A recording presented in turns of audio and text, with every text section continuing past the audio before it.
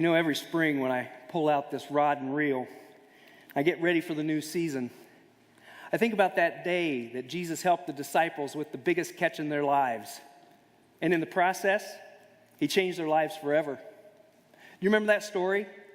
And Jesus, he was teaching the crowd beside the lake. And the crowd started pushing him right up to the water's edge. And he looked around, and there on the sandy beach were two fishing boats.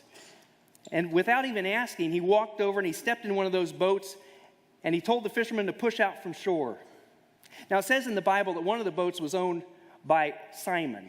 You probably remember him as Peter. What it doesn't say in the Bible is that Peter probably grumbled the entire time. I know I would have. Well, once they found their spot just offshore, Jesus sat down in the boat, and he taught the crowd from the water. And when they were done, Jesus told Peter not to go back to shore, but to row further out to the deeper water where they could let down their nets and fish. Well, Peter didn't want to fish. He wanted to go home. It'd been a long night. But for some reason, he wasn't able to deny Jesus' request. And so he reached into the water and he pulled out his anchor and he rowed further out. He dropped his nets in the water. He sat down in the hot morning sun and prepared just to humor a teacher. And that's when it happened. That's when the unexpected happened. Peter's nets began to bob, and they began to pull, and then they began to stretch against the strong arms of these fishermen. The nets were so full of fish, they were about to break. Do you remember the first fish you ever caught? Wasn't it just like that?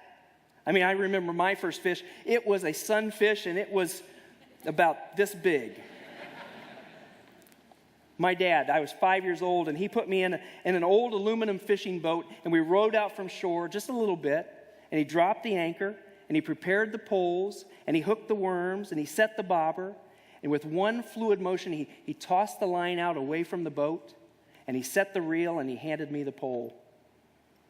I sat there for what must have felt like hours, and it was really only just a few minutes, and then it happened.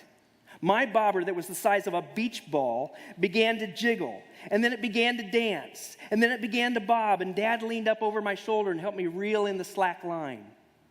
And he told me to watch that bobber really carefully because there was going to be a special moment, and when that moment came, he yanked the pole and he set the hook, and he handed me the line, and he said, "Reel it in." Now that little fish pulled against my little 5-year-old arms and the line, and I was convinced that the rod was going to break, and I looked back over my shoulder and I called to Dad for help. Just like Peter, he called to all of the fishermen in the area to come and help because the nets were so full of fish that they were filling the boats to overflowing. And just like me on that little Michigan lake so many years ago, Peter was in awe. Well, it amazed them all. Well, it terrified some, but it made believers of each and every one.